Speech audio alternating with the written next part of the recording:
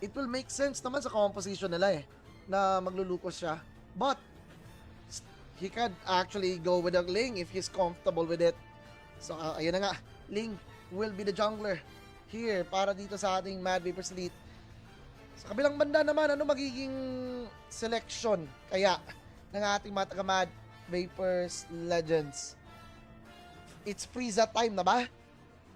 Mukhang magiging Gatot Kacha XP yata to. Tapos Asura Sicilian because those are the only options available para dito sa kanila.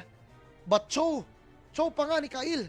So dapat magiging ano sila, dapat magiging fast tempo yung laruan nila kasi wala silang somebody who could go into the front line.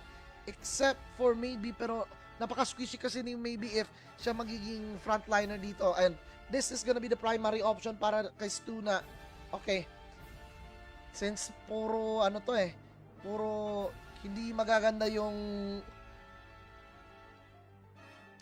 front to back composition nung sa kabila, gagawin na lang nila mag-ano sila, magluluyi just to make sure na masya-shutdown yung opposition. But still, habang hinihintay natin na magano tayo, na pupunta tayo doon sa ating main game, shoutout muna sa lahat ng mga nanonood dito. Thank you so much mga kaibigan for the continuous support in this 4-day tournament that we do have. Mga friends and ladies and gentlemen, this is the moment that we've all been waiting for. Eto na, sisimulan na natin ang ating semis number 1 sa pagitan ng dalawang sister teams. It's gonna be Legends versus Elite. Puksaan ng mga magkakapatid sa panimulang laro natin dito sa ating final day ng ating super tournament, brought to you by 5BMS. So sabi dito ni Don Jim Umbak, good luck to my teams. Yes sir. Ang lakas ng mga teams talaga ni Don Jim. Umabot talaga dito sa sa playoffs, lahat ng teams niya. So dito naman tayo sa baba magpo-focus. It's gonna be a matchup between Asura and Skopas, and napansin ko na nagpalit ng role dito si si Skopas at si Miss UBB. So magiging muna dito, magiging mage muna or middle lane muna dito si Kael. Kasi nga contested yung contested yung obvious pick niya, so he doesn't have any kind of option at all. Pero napakaganda ng early pressure na pinapile up dito ni Sato against Super Mozart. Mapipilitan si Super Mozart dito na mag-stick under his own turret, and maybe eto na ang opportunity para kay Vince with the OB Shadow Kill, and tumayo na nga lang, hindi na nakalarga doon ang Ducati ni Super Mozart. Pero darating dito si Wellyboy, medyo hindi magiging maganda ang kanilang response doon, as it will be Super Mozart accepting his fate by standing up sa Gedli. Wala nang ibang option Sabi niya, kahit gagalaw pa ako, anong magagawa ko? Nakasprint ako. Wala akong flicker para maiwasan ko yung yung shadow kill Meanwhile, on the bottom side, makikita naman natin dito yung trio natin. Si Kail, si Asura, and medyo delikado. Kaso nga lang, makakalabas pa dito ang ating Cho. Babalik with a re-engage, pero it will be the knock-off galing dito kay Skopas. That will prevent that one from happening, and muntikan pa sila ma-takedown doon sa yin-yang reaction. Still, ang ating mga taga-Mad Vapors Elite, they have not put themselves on board with this one. Kaso nga lang, ito na si Maybe. Kalaban niya dito si Deep sa may bandang baba. So, mga roamers natin, kailangan din makakuha ng level 4. Kasi, they will be the ones to dictate kung ano magiging kapalaran ng mga team fighting natin. At ayun na nga, Asura with the steps. And mukhang na yung nasipa siya. Si Wellyboy pa nga, but Wellyboy will be able to secure the retribution. And mukhang tatakbo na ang mga membro ng ating mga taga-legends, as it will be the type of blades na maglalanding habang doon sa may taas. At mamawala din si Mozart as the OB Shadow Kill. Kasabay ng paglipad dito ni Vince kay Yayay. Hinabol pa rin siya dito ni Skopas. Relentless pursuit.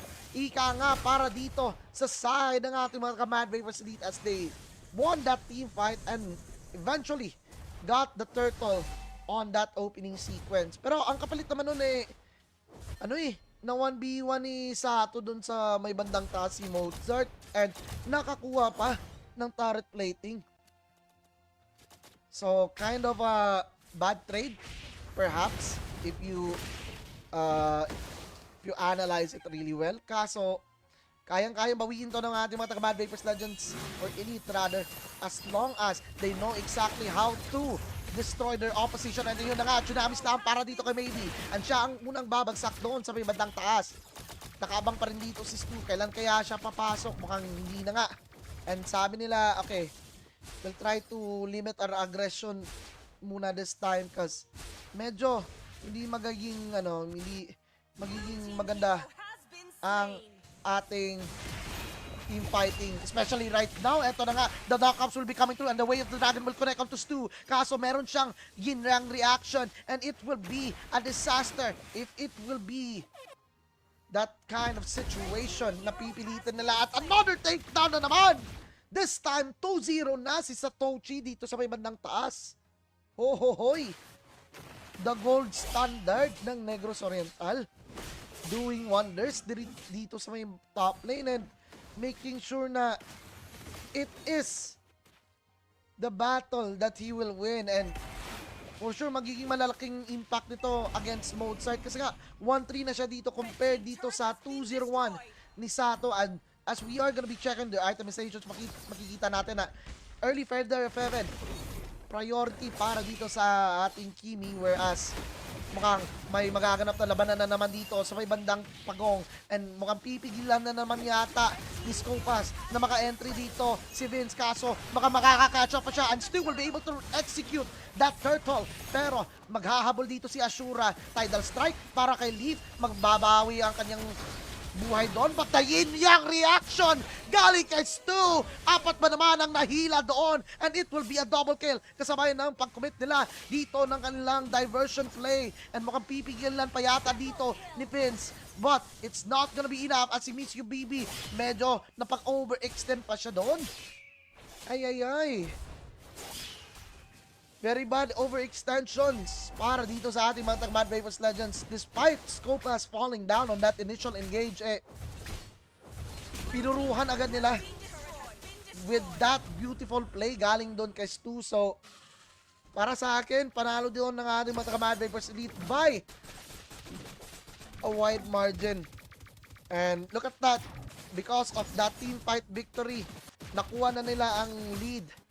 They have a 1.4k gold lead in here and mukhang if we are gonna be serving their items so far, naka-Berserker's Fury na nga dito si si Welly Boy at mukhang Hasclaws Berserker's Fury pa din ang magiging kapalaran nila. Oh! The knock-up galing doon kay Ashura, but it will be the diversion dito sa may bandang gitna and mukhang mag-OB shadow kill na lang muna si Vince kasi nga siya ang hindi makakasurvive yata. Mukhang meron pa siyang quad shadow na papupuntahan at patuloy pa rin ang ating mga bakbakan na Satoshi naman ang magbabagsakan dito sa may bandang gitna. So panalo doon na naman ang ating mga Mad Vapors Elite and timely decision ang ginagawa dito ni Stu with those diversion plays, opening things up for his team. Kumbaga, alam nila na maybe madedetect sila kung saan sila pupunta, but their ability to follow up with the perfect diversion play is what sets them apart in this 7-minute mark. So far, so good para dito sa ating mga Mad Vapors Elite as they will start things off and mukhang mababalagbag na naman dito ang ating Ashura.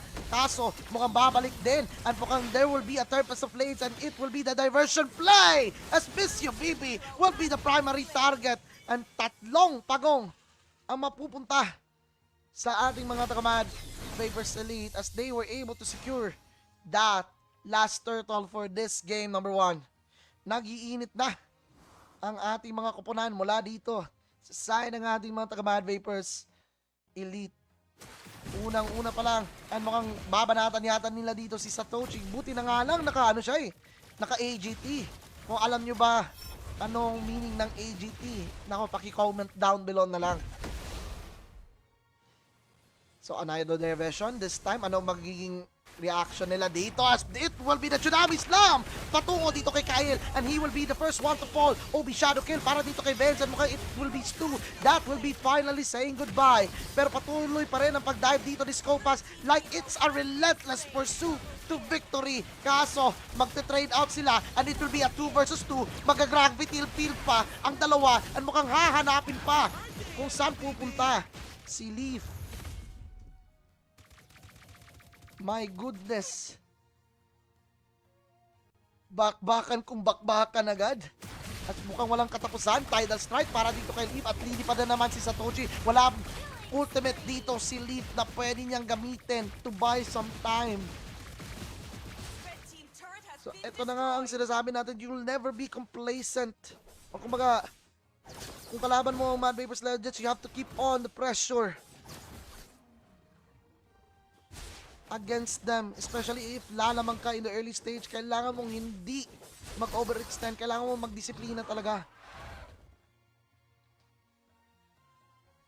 As mukhang may plano naman yata dito si Stu, and if we check their items right now, naka-glowing na 1 and enchanted talisman na siya, so hyper cooldowns ang decision nila dito for that Louis.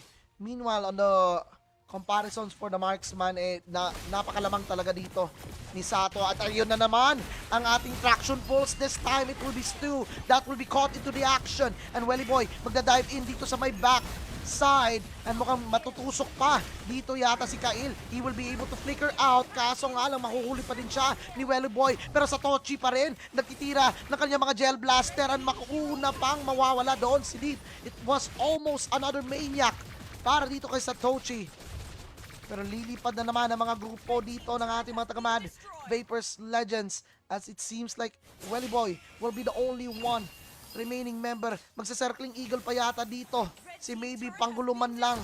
And si Vince, tamang simula lang dito sa ating dito sa ating Lord. So kailangan niyang mag-ingat dito kasi medyo masakit yan.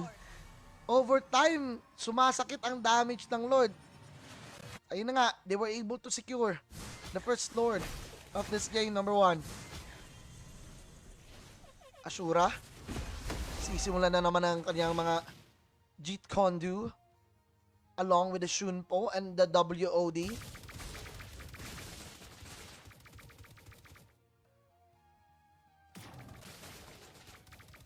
Mukhang ito na nga ang moment na mag-iisip yata dito ating mga taga-Mad Vapors Elite na what if we didn't force things out and hinayaan na lang natin yung mga taga Mad Vapors Legends to come to us.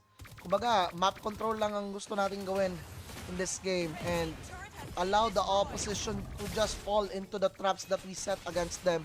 Kasi eto na, mamarcha na dito si Ashura. Siya magiging main initiator ng ating mga taga Legends. Kasi nga, makikita nyo dito sa may bandang taas, si Lord Madara mukhang matutunaw na ng ilang sandali.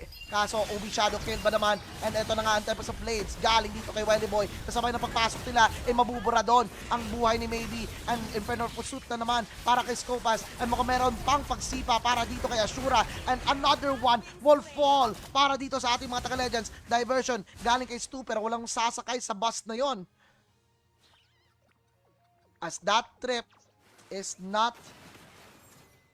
gonna be efficient for them, but still successful defense para dito sa ating mga taga-Mad Vapors Elite as they manage to stop the bleeding and of course makakaano naman sila,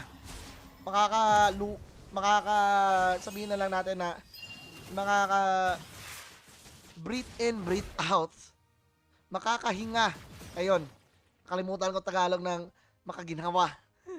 Makakahinga ng slight lang muna kasi natalo nila, nakuha nila yung advantage on that specific team fight. Pero eto na naman ang ating mga pag-aaway dito sa may bandang blue buff as it will be the Batpiece and mauna nang mawawala doon si Vince as he get picked out dito sa ating mga taga-elite. Eto lang dapat sana yung ginagawa ng mga taga-elite kumbaga, let them come to your base, let them get out of their comfort zone and the rest will follow na So, kung titingnan natin ang itemizations na naman, Uy, naka-wishing lantern and patong rose gold meteor dito si Sato ha. Meanwhile, rose gold meteor and naka-trinity na din si Iridel. So, medyo pantay na pantay sila but the gold lead still favors dito si si Sato with that kind of a standing 9-4 ba naman ang kanyang scoreline against 4-5-7 dito ni Super Mozart.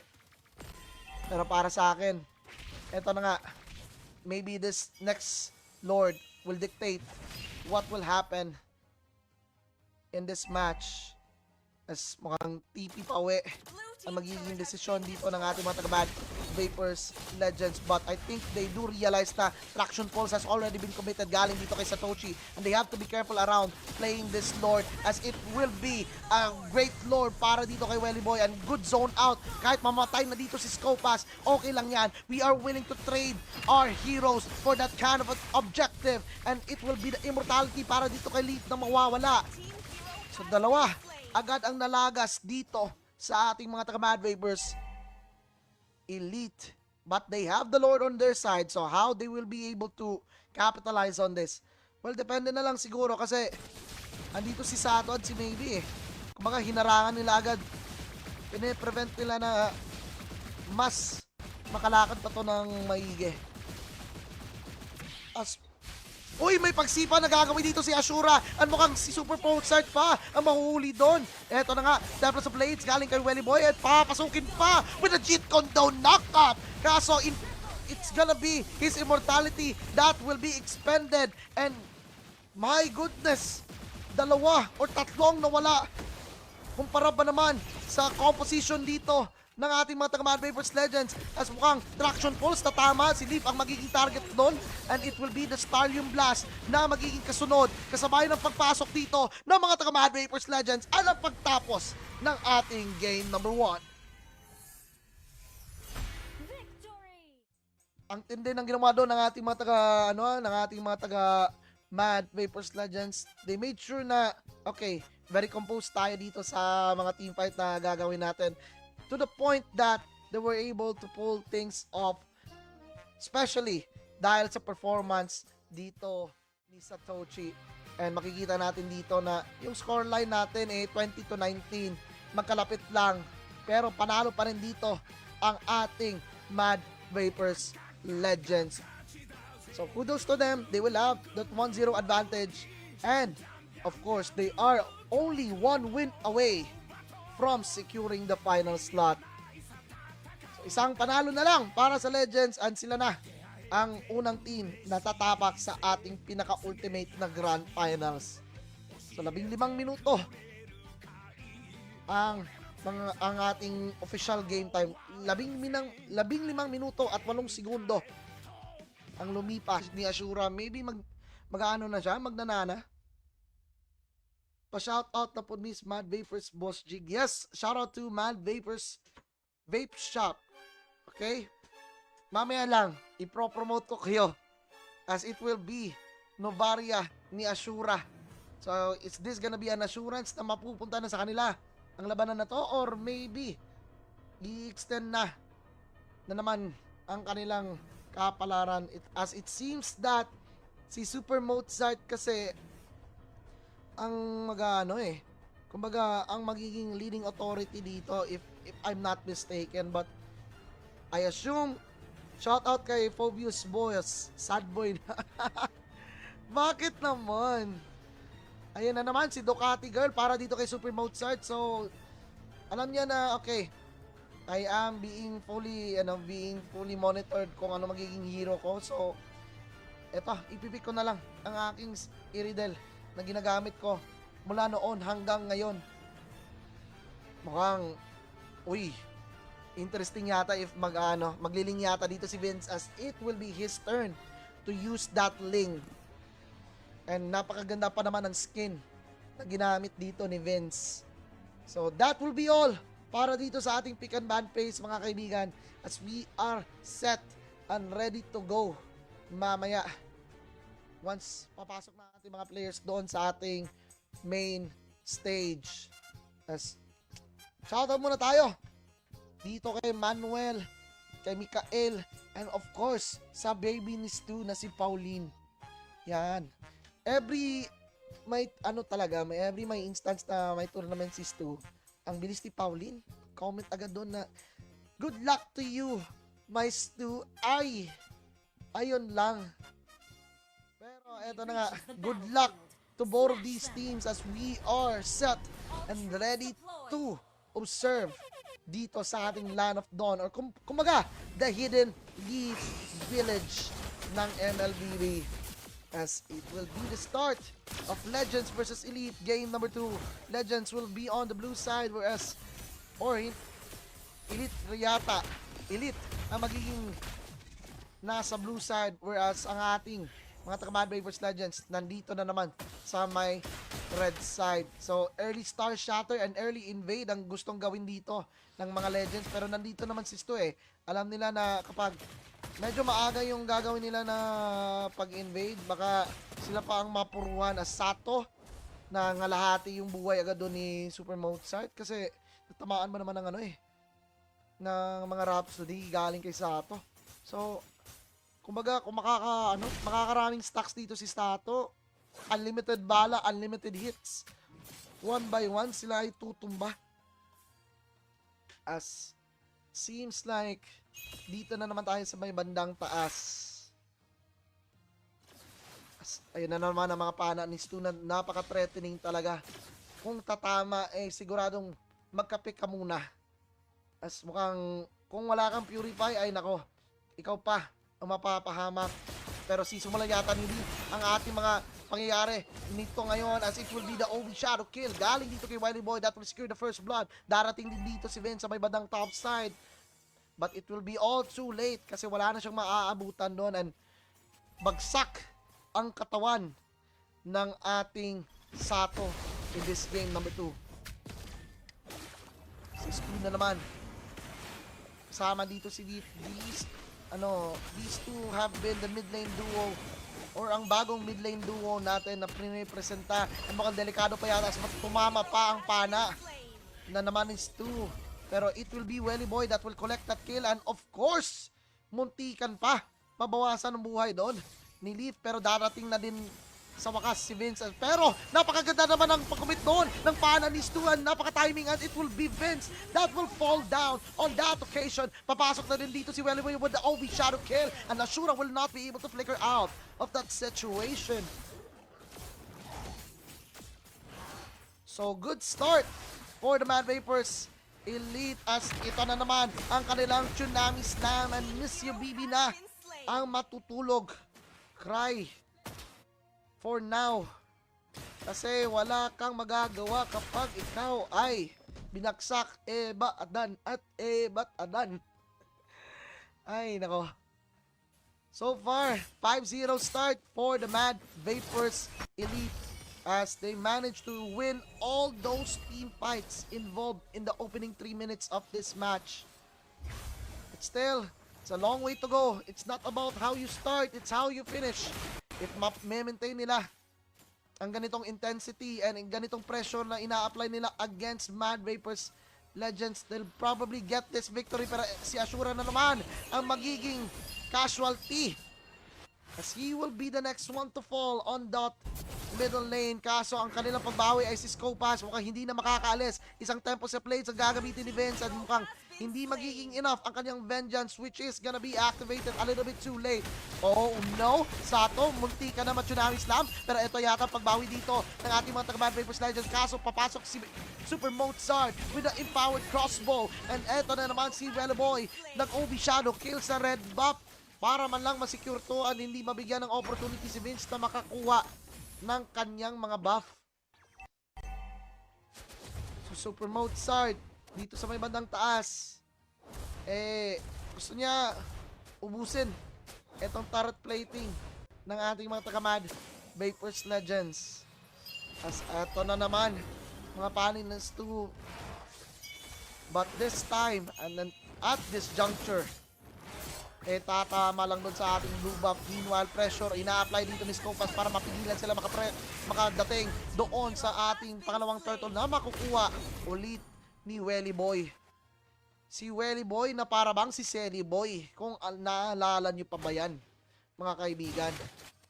Pero, maybe, papasok with the Circling Eagle and it will be the Infernal Pursuit para dito kay Missy BB. But it will be futile. But, mukhang there will be a chase that will be given through. Kaso nga lang, ang Star Shatter hindi pa binitawan dito ni Ashura. So, relatively speaking, they may have lost a ton of resources on that team fight and mawawala pa yung torrent nila dito sa may bandang baba. At 5 minutes in, we are gonna be checking their itemizations. Nandito na nga, naka-Hunter Strike pa si Welly Boy. And kompleto na rin ng Enchanted Talisman ng ating Selena. Pero papasok at mag-i-initiate sila ng kanilang sariling team fight habang nakatali ang dalawa sa Legends. Pero papasok ulit si Miss UBB sabay ng pagpalo dito ng kanyang mga Infernal Pursuit. Kaso si Scopas makakaiwas. At muntika na siyang matodas doon. Pero, interestingly, if we check it again, lamang na lamang dito ang ating mga taga-Mad Vapors, Mad Vapors Elite. If they keep on piling up the pressure against their opposition, mukhang ito na nga ang magiging top situation as matatalian ng curtain call dito si Satoshi, but great decision to have that Purify. Tingin ko si Sato pull yourself together Kasi mabilis yung cooldown ng Purify niya. Supposedly 80 seconds lang yan, pero eto na nga, katama pa doon ang ating Astral Recall, and it will be Super Mozart na unang mai-eliminate on that occasion. Atras na muna ang ating mga Mad Vapors Elite at napapansin nila na okay, kailangan natin mag-calm down, kailangan natin na ingatan yung kaalamangan na meron tayo. As pumapasok na naman si Kail at mukhang hindi na siya titigil at mukhang mawawala din ang buhay ni Lipdo na para bang dahon na nasunog sa nagbabagang apoy. Si Welly Boy na naman ang susunod at it will be a double kill para dito kay Satoshi na meron na yatang Sky Piercer. So dalawang Sky Piercer stocks yun, par. Aray ko, masakit-sakit yun. As it will be a turtle para dito sa side ng ating mga taga-Mad Vapors Legends. Kukuha na naman sila ng blue buff. Timing na nandito si Super Mozart. Tempest of Blades gagamitin ni Vince para ma-knock up and it will be over para doon sa Ducati Girl. Makati-kati na kasi si Ducati Girl kaya tinumba na agad para walang ebidensya. Meanwhile on the bottom side, dito na naman maghahasik ng lagim si Satoshi. Kung titingnan natin ng maigi, magiging stats niya on the Sky Feature, dalawa pa ang stacks na nakuha niya. Pero eto na naman ang Astral Recall! Napakaganda ng timing doon ng pagpasok ni Kail as it creates another opportunity para dito kay Sato makakuha ng 2 kill. And mukhang lilipad pa yata siya with that guiding wind. Isang pana naman galing kay Stu and the Star Shatter. And it will be a monster kill para kay Sato. 4 ang inubos. Walang pantubos ang ating mga taga-Mad Vapors Elite. Kaya nga sabi ni Tony Kail, magdasal-dasal na kayo.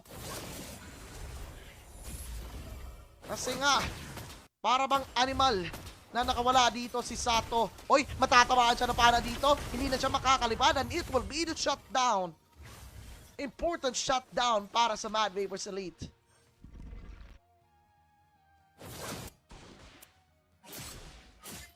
Ay, nako po. Ano na naman ba yata ang ginagawa dito ni Mikael? Wag ka manood. Wag ka manood, Kail. Sige, habaan ko pa yung delay na yan. Grabe talaga si Sato. Biglang tumigas yung kamao ko. Akala ko iba na yung tumigas, boss. Marami pa namang matitigas or mga tumitigas ngayong araw na to. Madara na naman. Andito na si Bong Madara. As yung attempt doon ni Ashura with the Astral Recall, walang matatamaan. Pero alam nila na na-move upwards dito ang ating mga taga-Mad Vapors Elite. As mukhang si Scopas na ang unang matutumba. And mukhang aatras na lang yata ang mga membro nila as Sato naging bodyguard na. Kompletos Ricados ang binubuhos dito ng ating mga taga Mad Vapors Legends. Eto na, Tidal Strike. Sinong uhulin dito ni Leaf? Mukhang siya pang mauunahan dito ni Kailan. Mukhang wala silang mababagsakan as the Astral Recall alongside with Star Shatter will hit and Tempest of Blades para dito kay Vince. Kinolekta lahat ng mga blade para lang makabawi ng energy. Sisimulan yata dito ng ating mga taga Mad Vapors Legends na tapusin ang ating labanan. And eto na nga ang kanilang tinatawag na end of everything. The entropy.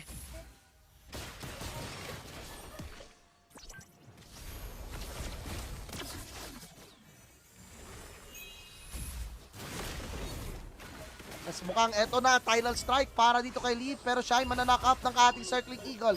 Sabay ng paglayo dito ng mga membro ng Mad Vapors Legends, babalik at babalik pa rin dito si Ashura. Mang-iinis, mang-babato ng bola ni Madam Auring as it will be the ring call. And this could be the thing that will surely end the journey of Mad Vapors Elite. Pero meron pa silang chance na makabawi as long as makapasok si Skupas at mukhang may mababagsak sila dito na parate. As it will be a mega kill. Ang dalawang mawawala para dito sa ating mga taga-Mad Vapors Legends as it will be Vince diving onto the backside with that aggressive play. 3-4-1. So, buhay pa dito ang ating mga taga-Mad Vapors Elite. They still have another lifeline to dial.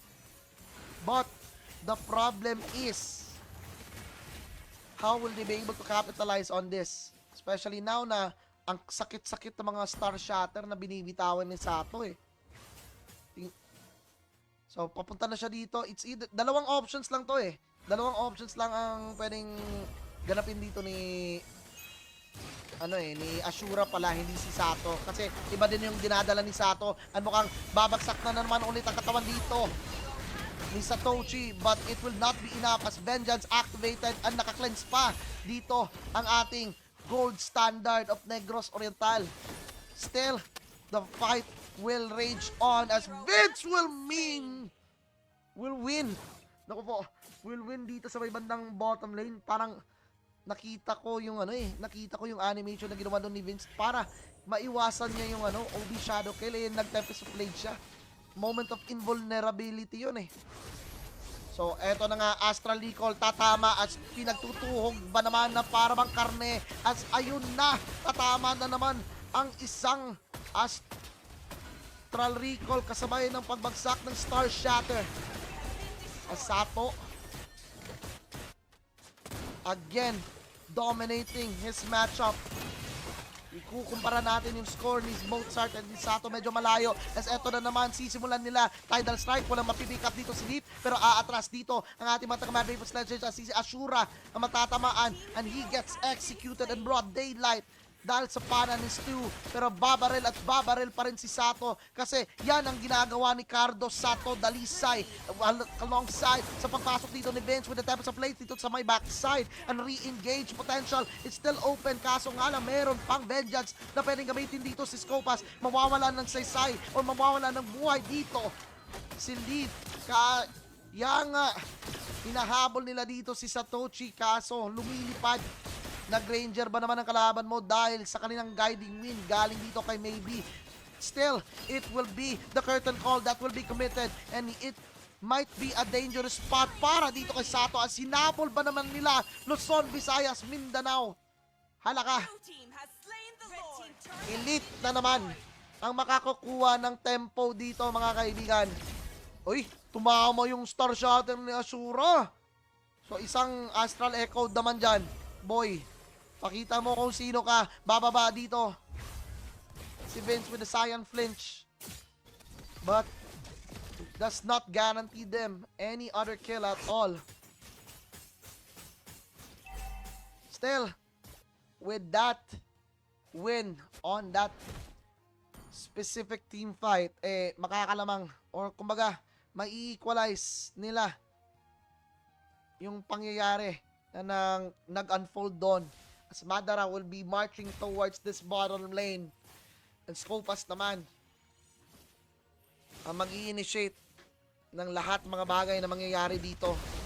as tatama ang pana galing dito kay Stu. And it seems like may 1v1 na magaganap. At eto na ang paghabol ni Vince kay Welly Boy. Kasi nga, Cyan flinch in, Cyan flinch out. Ganun lang ang akyat bahay gang modus lang ang gagawin dito ni Vince para matapos ang labanan against this Hayabusa of Welly Boy. Pero kailangan nila mag-ingat dito, especially now na prone na matamaan sila lahat ng mga pana galing dito sa silina ni Stu, as it will be Kail ang mauunang mahuhulog doon, at buhay pa rin dito si Deep kasabay ng pagtakas ni Vince with the Tempest of Blades, at ayun, pumitik din ang damage ng Death Sonata ni Satoshi. Mag-e-entry, mag-e-exit, at naka-Wind of Nature ba naman? Kasabay ng pag-block ng damage ay papasok si Vince dito sa may backside, and mukhang hahabulin yata nila dito ang mga membro ng ating mga taga-Mad Vapors Legends, although napakabilis ba ng kanilang pag-atras kasi nga may guiding wind naman sila.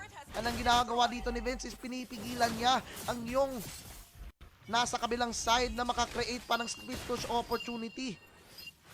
Kasi nga, si Scopas dito busy sa paghabol kay Vince kasi ayaw niyang mabigyan ng opportunity na magbigay na naman ng other openings para dito kay Satoshi as he knocks down Super Mozart on that occasion. And this could be the provocation, pero timing na timing yung pag-cleanse dito ni Satoshi. Mawawalang saysay yung Tsunami Strike or Tsunami, Tsunami Slam pala para dito kay Leaf as pinagbabaril-baril ba naman siya sa mukha. Pero babagsak din naman ang jungler ng ating Mad Vapors Legends as 15 segundo ang kanilang inaantay bago mag-spawn ang ating pangatlong Lord. Third Lord is on the way, mga kaibigan. And kung titingnan natin, naka-Berserker's Fury ba dito? Ay, hindi pala naka-Berserker's Fury. Nagkikrit lang talaga yung damage galing dito kay Sato. Bale, masakit na kasi yung masakit na kasi yung damage niya with the number of stacks that he has right now. I suppose mahirap na yung mahirap na yung i-deplete Pero sisimula ng ating matagabad Vapors Elite ang ating pangatlong Lord. Will this be enough leverage for them to create a turnaround? As mukhang mahuhuli nila dito si Sato. Meron pa siyang Wind of Nature na pwedeng gamitin. And napaka-aggressive na ginawa doon ni Scopas, pero siya ay mabibitin. As Welly Boy papasok, mamamatay dito ang Povius ni Kail. Tatama na naman ang pana ni Stu, and magkakagulo na ang mga teamfight natin. As another one will hit. This time, ang pagkagat doon timing na nakabili ng immortality dito si Vince as Ashura will take down Welly Boy on that specific occasion, and hindi na din makakatabuko dito si Stu. Pinagtititihan na naman si Leaf na parabang dahon na hindi na makakapalag dahil sa lakas. At eto na ang pagtatapos ng ating labanan as nag-surrender pa, as this will be the moment para sa ating Mad Vapors Legends as they secure the victory and will be the first team to march on to the Grand Finals. What a way to finish things off para dito sa ating mga Mad Vapors Legends. They managed to pull things off from that kind of a draft, and of course that play style as well. So mukhang makikita natin dito sa ating post-game highlights ang ganda talaga ng ginawa na ito ng ating mga Mad Vapors Legends. Although nagkabaliktad yan, maiintindihan nyo naman ng ating mga Mad Vapors Legends, sila yung nagwagi kasi sila yung nasa red side. Paminsan-minsan kasi pumupunta sa sa blue side yung appearance ng ating win column. Ay, ang buhay ba naman ay weather lang. Tinapos na din. At Mad Vapors Legends ang mauunang team na magmamarcha patungo sa ating Grand Finals. So GG's well played. Sa koponang to, nakita talaga nila that they are the team to beat in this province, mga kaibigan.